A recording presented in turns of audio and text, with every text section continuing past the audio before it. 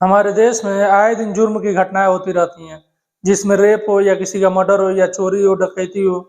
लेकिन कुछ मामले ऐसे होते हैं जो हाईलाइटेड हो जाते हैं और कुछ मामले ऐसे होते हैं जो दब कर रह जाते हैं और शहर से या किसी गांव में हो रहा है तो उस गांव से बातें बाहर नहीं आती हैं।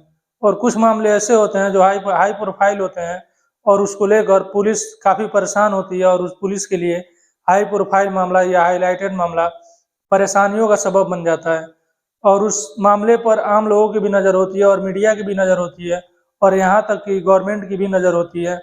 और पुलिस वाले चाहते हैं कि जितना जल्दी हो सके उतना जल्दी इस मामले को हल किया जाए, जो भी मुजरिम है उसे पकड़ा जाए। आज जो मैं घटना सुनाने जा रहा हूँ, ये घटना कुछ ऐसा ही है। आज से लगभग 8-9 साल पहले की ये बात है, जिसमें एक बड़े कारोबारी की बहू गायब होती है और उसका मर्डर हो जाता है और पुलिस के लिए ये परेशानियों का सबब बन जाता है। और क्योंकि इस मामले पर पूरी देश का नज़र था और पूरी देश चाह रहा था कि जितना जल्दी हो सके उतना जल्दी इस मामले का हल निकले और जो भी कातिल हो, जो भी मुजरिम हो, पकड़ा जाए। नमस्कार, सलाम, सत श्री अकाल। मैं हूं मुस्तफ़ा और आपका स्वागत है मेरे चैनल पर। आज जो मैं आपको सच्ची घटना सुनाने जा रहा हूँ, ये सच्ची घटना उत्तर प्रदेश के कानपुर से है। कानपुर को उद्योग के शहर के नाम से भी जाना जाता है। यहाँ एक बहुत बड़े कारोबारी हैं, करोड़पति हैं। उनका नाम है ओम प्रकाश दसानी। और इनके अलावा परिवार में इनके 2 बेटे हैं। एक छोटा बेटा है जिसका नाम है पीयूष दसानी और उसका उम्र 30 साल है। और ये कहानी है 27 जुलाई 2014 की। और 2014 से 2 साल पहले यानी कि 2012 में पीयूष की शादी हुई थी। और ये जो कहानी मैं सुना रहा हूँ ये 27 जुलाई की है। इस दिन सुबह सुबह लगभग 10 बज रहे होंगे। उस टाइम जो पीयूष की वाइफ थी वो पीयूष से कहती है कि चला जाए किसी होटल में खाना खाने और कहीं घूमने चला जाए। पीयूष तैयार हो जाता है और उसे अपने साथ लेकर जाता है। वहीं शहर के एक नामी गिरामी होटल है, उस होटल में ले जाता है। उस होटल का नाम था कार्निवाल होटल। उस होटल में ये लोग खाना खाते हैं और लगभग 1-1.5 घंटा वहाँ टाइम बिताते हैं। और टाइम वहाँ बिताने के बाद ये लोग वहाँ से फिर निकल जाते हैं। अब जब वहाँ से निकलते हैं और गाड़ी से जब ये लोग वहाँ से निकलते हैं तो जो पीयूष की वाइफ थी उसका नाम ज्योति था। वो कहती है पीयूष से कि चला जाए लॉन्ग ड्राइव पर और कहीं घूम घाम कर फिर घर चला जाएगा। लेकिन पीयूष मना कर देता है। लेकिन जब ज्योति जिद करती है तो पीयूष मान जाता है और उसे लेकर घुमाने निकल जाता है। जब वो घुमाने के लिए जा रहा होता है तभी रास्ते में 4 लोग आते हैं जो बाइक से थे और इसके कार को रोकते हैं। इसका जो कार था वो होंडा एक्कॉर्ड कार था। उस कार को रोका जाता है और फिर पीयूष को बाहर निकाला जाता है और पीयूष की पिटाई करते हैं वो लोग। और फिर 2 लोग कार में बैठते हैं और कार को लेकर अपने साथ चले जाते हैं। और जो ज्योति थी वो कार में ही मौजूद थी और उसको ज्योति के साथ ही वो लोग कार को लेकर चले गए। इधर जो पीयूष था वो चिल्ला रहा था, चीख रहा था, मदद मांग रहा था और फिर लिफ्ट भी मांग रहा था कि कोई उसे लिफ्ट दे और उसका पीछा करे। लेकिन कोई उसे लिफ्ट नहीं देता है। और फिर ये एक बाइक वाले से लिफ्ट मांगता है तो बाइक वाला लिफ्ट इसको देता है। और फिर पीयूष उस बाइक वाले के साथ वहीं थाने पहुंचता है और थाने जाकर रिपोर्ट लिखवाता है और बताता है कि हम लोग आए थे कार्निवाल होटल, वहाँ से खाना खाकर जा रहे थे और घूमने के लिए निकले थे। तभी 4 लोग बाइक से आए, रास्ते में रोक कर हम लोगों को हमें पिटाई किया और हमारी बीवी थी, वाइफ थी जिसका नाम ज्योति है, और उसे अपने साथ ले गए और जो हमारा कार था उसे भी ले गए। पीयूष पूरी कहानी पुलिस को सुनाता है और पुलिस कंप्लेन दर्ज करती है। और पीयूष अपने पिता के बारे में भी बताता है कि उसके पिता का नाम ओम प्रकाश दसानी है, जो इस शहर के बहुत ही बड़े बिजनेसमैन है और करोड़पति हैं। और जब पुलिस ये बात सुनती है कि उनके परिवार का मामला है तो पुलिस भी इस मामले को सीरियसली लेती है और तुरंत ही छानबीन में लग जाती है और आला अफसर भी वहाँ पहुँच जाते हैं। अब पीयूष अपने घर पहुँच जाता है और उधर घर में जब ये बात पहुँचती है तो घर में भी लोग परेशान होते हैं, घर में भी लोग रोने लगते हैं। ये बात पीयूष के ससुराल वालों तक पहुँचती है। पीयूष का जो ससुराल था वो मध्य प्रदेश में था और वो भी एक बड़े कारोबारी थे और वो भी करोड़पति लोग थे। उन तक पहुँचती है और उनके घर में भी रोना धोना लग जाता है। और इधर पीयूष के घर में भी लोग रो रहे थे और परेशान थे। पीयूष का भी रो रो कर बुरा हाल था। पुलिस इस मामले में तफ्तीश करती है। लगभग 1.5-2 घंटा बीत जाता है। पुलिस के पास एक कॉल आती है कि यहाँ एक कार है जो संदिग्ध हालत में है और यहाँ पर कोई नहीं है। पुलिस वहाँ पहुँचती है और कार के पास पहुँचती है तो देखती है कि ये होंडा एक्कॉर्ड कार है। नंबर मिलाया जाता है तो पता चलता है कि ये पीयूष की ही कार है। अब पीयूष की कार तो मिल गई थी लेकिन अभी भी जो पीयूष की वाइफ थी जो थी उसकी तलाश बाकी थी। लेकिन उसकी भी तलाश ज़्यादा देर तक नहीं छिपता है। जब पुलिस उस गाड़ी के दरवाजे को खोलती है और गाड़ी के अंदर देखती है तो पुलिस गाड़ी के अंदर की स्थिति देखकर सन्न रह जाती है और दंग रह जाती है, क्योंकि गाड़ी के अंदर पूरा खून भरा हुआ था और ज्योति का अंदर लाश था। ज्योति किस कलर के कपड़े पहने हुए थे पुलिस को यह भी नहीं पहचान में आ रहा था। फिर पुलिस उस लाश को समेटती है और कुछ वहां फोरेंसिक टीम बुलाई जाती है और उस गाड़ी के आसपास में जांच की जाती है कि शायद कातिल का कोई सुराग मिल जाए। इधर उस लाश को पोस्टमार्टम के लिए भेज दिया जाता है और पुलिस तफ्तीश कर रही थी कि कार से कोई क्लू मिले, कोई सुराग मिले जिससे कातिल तक पहुंचा जा सके, लेकिन कार से कोई सुराग और कोई क्लू मिल नहीं रहा था। फिर इधर पोस्टमार्टम रिपोर्ट आ जाता है। पोस्टमार्टम रिपोर्ट में था कि इस लड़की के ऊपर यानी ज्योति के ऊपर लगभग 17 वार किए गए थे चाकू से और 17 वार करने के बाद इसको मार दिया गया था। अब पुलिस एक बार और ज्योति के घर जाती है, यानी कि पीयूष के घर, ज्योति के ससुराल के घर, कि वहां से पूछताछ किया जा सके, किसी से आपकी दुश्मनी हो चुकी हो, एक बड़े बिजनेसमैन है तो दुश्मन भी होंगे, जाहिर सी बात है। तो पुलिस वहां पहुंचती है, उनसे पूछताछ करती है। पूछताछ करने के बाद फिर ये लोग पुलिस वहां से वापस आ जाती है।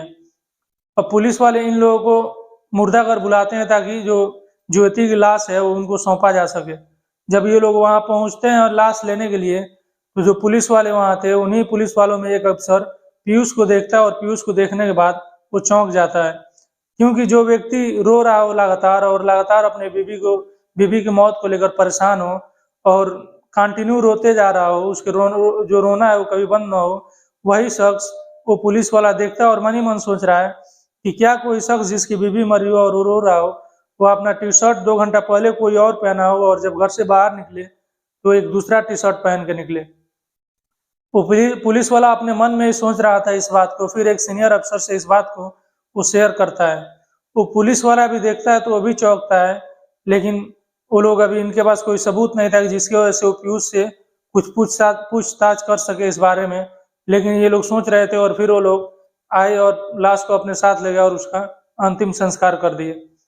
अब पुलिस पीयूष को भी शक की नजरों से देखने लगी थी, सिर्फ एक टी शर्ट को बदला होने की वजह से, कि जिसकी बेबी 2 घंटे पहले ही मरी हो और वो व्यक्ति 2 घंटे पहले कोई और टी शर्ट पहना हो और 2 घंटे बाद दूसरी टी शर्ट पहन ले। कर्निवाल होटल में पुलिस पहुंचती है और वहां भी पता करती है कि क्या यहाँ पर पीयूष और उसकी पत्नी आए थे, तो होटल वाले बताते हैं कि हाँ यहाँ आए थे। लेकिन वहां पर पुलिस जाती है तो सीसीटीवी कैमरा भी चेक करती है और जब फुटेज चेक करती है तो एक बार और पुलिस चौंकती है, क्योंकि ये दोनों साथ में तो थे, साथ में खाना भी खाया, लेकिन जितने देर तक वहां ये लोग बैठे थे उतने देर तक ये दोनों एक दूसरे से बातें नहीं कर रहे थे।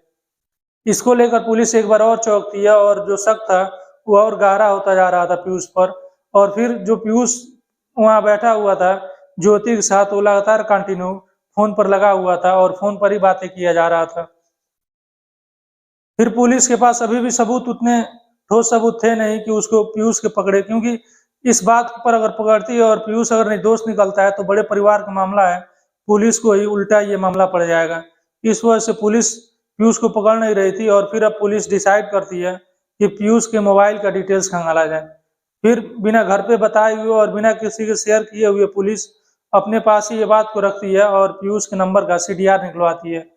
जब सीडीआर निकलता है तो एक बार और पुलिस चौंकती है, क्योंकि सीडीआर में पुलिस जो पाती है वो जो पीयूष था वो लगातार किसी नंबर पे बात किया जा रहा था और कई कई घंटा करता था।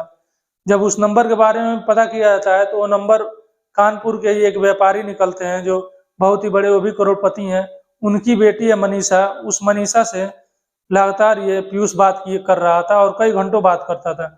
और पीछे का रिकॉर्ड निकाला जाता है तो तकरीबन 2-3 साल तक का इनका रिकॉर्ड मिलता है। तो पुलिस को ये पता चलता है कि ये 2-3 साल से दोनों एक दूसरे को जान रहे हैं और 2-3 साल से ये दोनों बात कर रहे हैं। अब पुलिस के पास इतने सबूत मिल गए थे और इस बिना पर पुलिस थाने बुलाती है और थाने ये नहीं बुलाती है ये कहकर कि तुम एक सस्पेक्टेड हो, तुम संदिग्ध हो इसलिए बुलाया जा रहा है, ये पुलिस नहीं बताती है। बस यही पूछती है, कहती है कि जो तुम बयान दर्ज कराए हो उसी बयान को दोबारा पता करना है, बात करना है तुमसे उसी बारे में, और पीयूष को ये कहकर बुलाया जाता है। जब पीयूष वहां पहुंचता है तो पता चलता है पीयूष को कि उसे यहाँ पर बुलाया गया संदिग्ध के तौर पे और एक कातिल के तौर पे। अब पुलिस उससे पूछताछ करती है पीयूष से, तो पीयूष कुछ सच्चाई नहीं बता रहा था और पुलिस को गुमराह किया जा रहा था। फिर जो मनीषा थी, जो लड़की थी जिससे पीयूष लगातार बातें कर रहा था, उस लड़की को भी थाने बुला लिया जाता है। उससे भी पुलिस पूछताछ कर रही है, लेकिन वो भी लड़की कुछ नहीं बता रही थी। फिर इन दोनों को आमने-सामने बैठाया जाता है और अब आमने-सामने बैठाकर पूछताछ किया जाता है। आमने-सामने बैठाकर पूछताछ करने में भी कोई फायदा नहीं होता है। फिर पुलिस जो सीडीआर रिपोर्ट निकलवाई थी, वो सीडीआर इनके सामने रखती है और कहती है कि तुम दोनों कई-कई घंटे बात करते थे, कुछ तो बात जरूर है इसका इस मौत के पीछे, और जो कत्ल हुआ है इसके पीछे तुम लोगों की ही साजिश है। जो भी सच्चाई हो सच्चाई बताओ, वरना हमें दूसरा तरीका भी आता है जो सच्चाई हो उगलवाने का। फिर जब पीयूष ये सुनता है तो पीयूष घबरा जाता है और जो सच्चाई थी वो तोते की तरह बकना शुरू कर देता है। पीयूष बताता है कि जो मनीषा है उसे 2 साल पहले से जानता है और ये दोनों शादी करना चाहते थे, लेकिन पीयूष अपने घर पे इसलिए जिक्र नहीं किया था इस बात का कि अगर अपने घर पे इस बात का जिक्र करता और अपने परिवार के खिलाफ जाता तो परिवार वाले इसको अपने जायदाद से और प्रॉपर्टी से बेदखल कर देते। इस वजह से पीयूष जहाँ परिवार वालों ने कहा वहाँ शादी कर लिया और ज्योति से इसने शादी कर लिया, और फिर जो मनीषा थी उससे भी शादी करना चाहता था, और फिर ज्योति से शादी करने के बाद ये अब ज्योति को रास्ते से हटाने का प्लान सोचने लगा। फिर इन लोगों ने प्लान बनाया और प्लान के तहत ही पीयूष उसको होटल लाया था, और होटल में लाने के बाद साथ में ये लोग खाना खाए, और खाना खाने के बाद ये प्लान के तहत ही उसे घुमाने लेकर गया। और जब ये घुमाने लेकर जा रहा था तो ये अपने साथ 2 लोगों को और मिलाया था, जिसमें एक पीयूष का ड्राइवर था और एक पीयूष का नौकर था। इसमें इन दोनों को मिलाने के बाद मारने का काम दिया गया था ड्राइवर को। ये जो दोनों थे, पीयूष और ज्योति, पीछे सीट पर बैठे थे और एक ड्राइवर था वो गाड़ी चला रहा था, और ड्राइवर के बगल वाली सीट पर जो था वो नौकर बैठा हुआ था। जो पीयूष का ड्राइवर था वो एक जगह गाड़ी को रोकता है, और गाड़ी को रोकने के बाद जो ज्योति थी उसके ऊपर चाकू से लगातार 17 बार वार करता है, और वार करने के बाद जो पीयूष था वहीं उतर जाता है और उसका ड्राइवर वहां से गाड़ी आगे लेके चला जाता है। और फिर वहाँ जो पीयूष था वो ड्रामा रचता है और एक लिफ्ट लेता है और लिफ्ट लेकर पुलिस तक पहुंचता है और झूठी कहानी पुलिस को सुनाता है। लेकिन पुलिस सच्चाई तक पहुंचती है, और जब पूरी सच्चाई खुलती है तो किसी को विश्वास नहीं हो रहा था कि कोई पति अपने पत्नी के साथ इतनी बेदर्दी से और इतनी भयानक तरीके से कैसे मार सकता है। यहाँ तक कि परिवार वालों को विश्वास नहीं हो रहा था। फिर पुलिस इनके बयान के अनुसार जो ड्राइवर था और जो नौकर था उनको गिरफ्तार करती है, उन्हें भी हिरासत में लेती है, और ये लोग इस समय जेल में हैं। ये थी आज की सच्ची घटना। आपको कैसी लगी? आपसे रिक्वेस्ट है कि अगर आपको अच्छी लगी हो तो हमारे चैनल को सब्सक्राइब कीजिए, वीडियो को लाइक कीजिए और शेयर कीजिए।